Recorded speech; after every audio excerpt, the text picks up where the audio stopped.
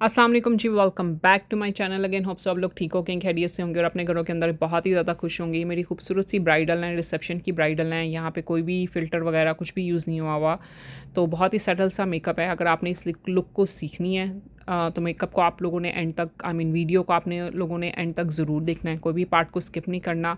पसंद आए तो अपनी फ्रेंड्स एंड फैमिली के साथ ज़्यादा से ज़्यादा शेयर भी करें।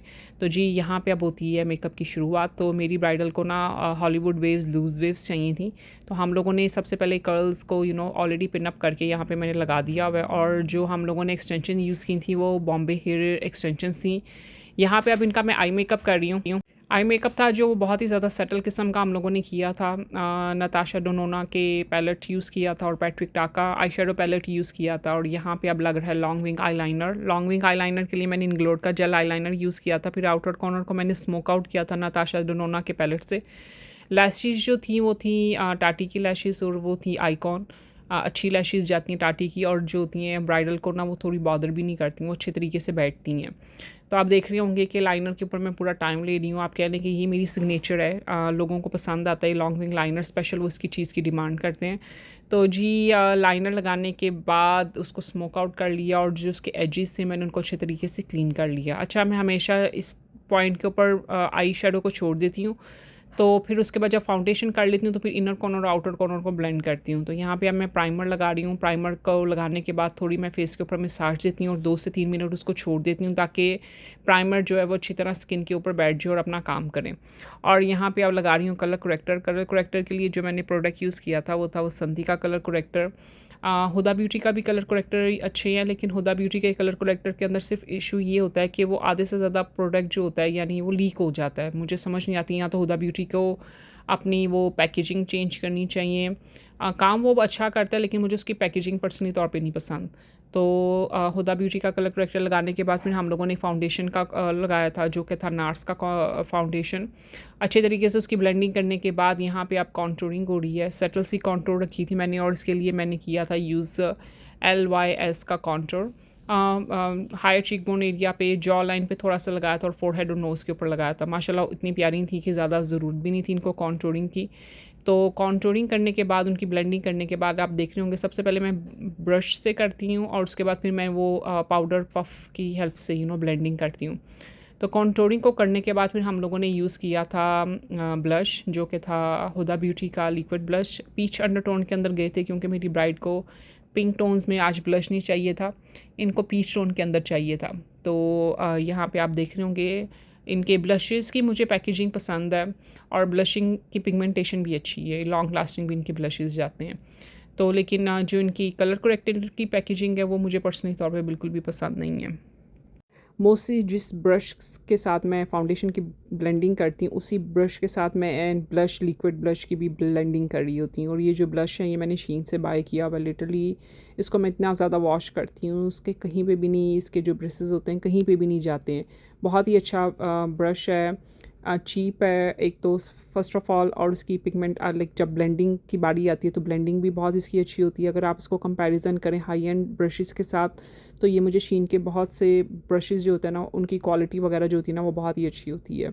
अच्छा, ब्लश को मैंने ये चीक के ऊपर लगाया था, चिन के ऊपर लगाया था, और नोज़ के ऊपर लगाया था। अच्छा, जब भी मैंने नोज़ और चिन के ऊपर ब्लश को लगाना होता है ना, मैं हमेशा अपनी ब्राइड से पूछ लेती हूँ कि उनको पसंद है कि नहीं पसंद। क्योंकि कुछ ब्राइड को होता है कि नोज़ के ऊपर लग जाए लेकिन चिन स्किप हो जाए, लेकिन कुछ ब्राइड्स को होता है कि नोज़ और चिन के ऊपर ना लगे, सिर्फ चीक्स के ऊपर लगे।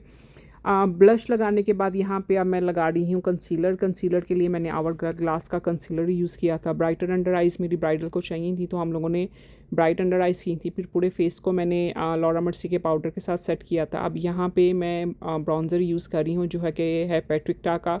अच्छा, पैट्रिक टाक का भी ब्राउज़र की बस मैंने देखा है हाइप बहुत ज़्यादा है, स्पेशली जो इसके लिक्विड हैं वो मुझे बिल्कुल भी पसंद नहीं आती, उनकी पिगमेंटेशन बिल्कुल भी नहीं अच्छी होती। आप पाउडर वाले कह सकते हैं कि पाउडर फिर भी अच्छे होते हैं, लेकिन अब मुझे पैट्रिक टाक के ब्राउज़र्स बिल्कुल नहीं पसंद है। मुझे लगता है कि मार्केट में इसी प्राइस के और बहुत ज़्यादा ब्राउज़र्स हैं जो आप ले सकते हैं। ये मुझे गिफ्ट में मिला हुआ है, तो इसी वजह से मैं यूज़ कर रही हूँ और उसको ख़त्म करने की कोशिश कर रही हूँ। लेकिन इसी प्राइस के अंदर आपको और भी डिफरेंट प्रोडक्ट्स मिल जाएंगे। पैट्रिक टाक के ब्लशेज़ अच्छे हैं, लेकिन अगेन उसके लिक्विड ब्लश बिल्कुल भी नहीं मुझे पसंद है। उसके जो पाउडर ब्लश हैं वो बहुत, उनकी पिगमेंटेशन अच्छी है। तो ब्राउज़र लगाने के बाद यहाँ पे मैं लगा रही हूँ ब्लश। ब्लश अगेन सटल है, पीच टोन अंडरटोन के अंदर है, और यहाँ पे मैंने हुदा ब्यूटी का ब्लश यूज़ किया था। जब मैंने ब्लश वगैरह लगा लिए थे तो यहाँ पे मैंने फिर इनके बालों को खोल दिया था। आप देख सकते हैं मैंने स्टील की पिन्स लगाई हुई थी ताकि वेव्स जो हैं उनका स्ट्रक्चर जो है वो अच्छी तरीके से आए। एल्फ का मैंने लिप लाइनर लगाया था और फिर मैंने सफोरा की लिपस्टिक लगाई थी।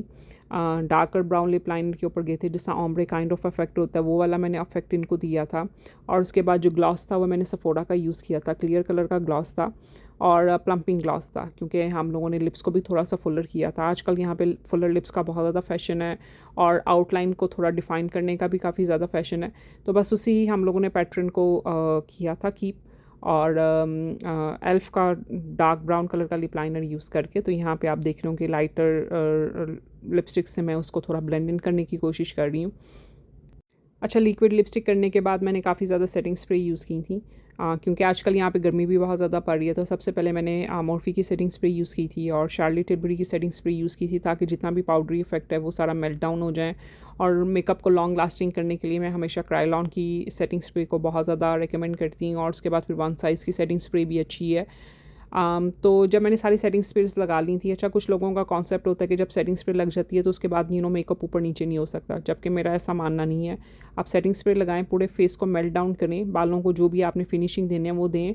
और उसके बाद अगर आपने किसी चीज़ को एडजस्ट करना है, जैसे आप लोगों को लग रहा है कि ब्लश लाइट है तो आप उसको डार्क कर सकते हैं। अगर आपको लगता है कि कॉन्टोर थोड़ी होनी चाहिए, आप उसको कॉन्टोर को भी कर सकते हैं। ग्लिटर्स भी लगा सकते हैं, लूज़ ग्लिटर नहीं, लेकिन जैसा लिक्विड होते हैं या फिर बहुत जो सेटल वाली ग्लिटर्स होते हैं वो लगा सकते हैं। आईलाइनर को दोबारा आप रिफ़्रेश कर सकते हैं। तो इस तरह की चीज़ें आप इजीली कर सकते हैं आफ्टर सेटिंग स्प्रे। तो ये कॉन्सेप्ट ही जिनके दिमाग में बैठा हुआ है कि सेटिंग स्प्रे के बाद बिल्कुल भी मेकअप को टच नहीं कर सकते, ऐसा नहीं होता। मैं बहुत ज़्यादा होता है कि मैं सेटिंग स्प्रे करने के बाद पूरे जब लुक आ जाती है तो फिर मैं चीज़ों को काफ़ी ज़्यादा एडजस्ट करती हूँ। यानी जहाँ पे मुझे लगता है कि जैसा ब्राइटर अंडर आइज़ चाहिए होती है, मैं तो आइज़ को ब्राइटर कर देती हूँ, ब्लश को थोड़ा ज़्यादा कर देती हूँ। अगर उनको थोड़ी और ग्लोई ड्यूई स्किन चाहिए होती है तो मैं ज़्यादा हाइलाइटर लगा लेती हूँ। और हमेशा हाइलाइटर जो होता है वो हमेशा मैं सेटिंग स्प्रे के बाद लगाती हूँ, कभी भी उसको सेटिंग स्प्रे से पहले नहीं लगाती। तो यहाँ पे आप देख रहे होंगे कि फिनिशिंग वगैरह हो रही है। ब्लश की मैं ऐड कर रही हूँ, हाइलाइटर ऐड कर रही हूँ, यहाँ पे ग्लॉस लगा रही हूँ सफोरा का। इसके जो प्लम्पिंग ग्लॉस हैं बहुत ज़्यादा अच्छे हैं, प्राइस के लिहाज से भी ये अच्छे हैं और काम भी पूरा अच्छा करते हैं। टू फेस के जो प्लम्पिंग ग्लॉस हैं वो थोड़े एक्सपेंसिव हैं, बाज़ दफ़ा बहुत ज़्यादा स्पाइसी भी हो जाते हैं, स्पेशली जो प्लम्पिंग वाले होते हैं। लेकिन ये जो सफोरा के हैं ना, ये सेटल वाले हैं। तो यहाँ पे मेरी ब्राइडल की फुल लुक है। साइड पार्टीशन इनको चाहिए थी, कोई टीका वगैरह नहीं चाहिए था, सेटल सी इनको बिल्कुल लुक चाहिए थी। आप लोगों ने कमेंट सेक्शन में मुझे बताना है कि आपको इनकी वीडियो कैसी लगी है, इनकी लुक कैसी लगी है। कोई भी क्वेश्चन हो, किसी भी चीज़ के बारे में पूछना हो, कमेंट सेक्शन आपकी खिदमत के अंदर हाजिर हैं। तो आप कमेंट किया करें, पूछा करें मुझसे, तो मैं ज़रूर आपके क्वेश्चंस के आंसर दूंगी। बाकी अपना बहुत ज़्यादा ख्याल रखें, दुआओं में याद रखें। इंशाल्लाह दोबारा मुलाकात होगी एक नई वीडियो के साथ। तब तक के लिए अल्लाह हाफ़िज़, बाय बाय, टाटा।